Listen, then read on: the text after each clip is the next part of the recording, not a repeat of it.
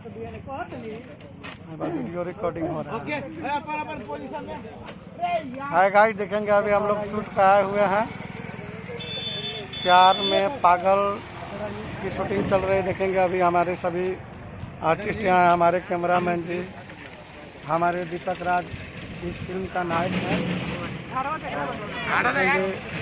ये हमारे नाती जी कैमरे पे हैं, विशाल कुमार जी। हमारे एक्टर नाम क्या है सर आपका?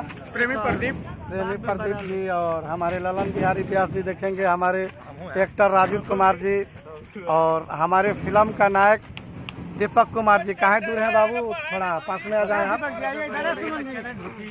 और आप इस मूवी का नाम बताएं, कौन सी मूवी को हम लोग शूट कर रहे हैं?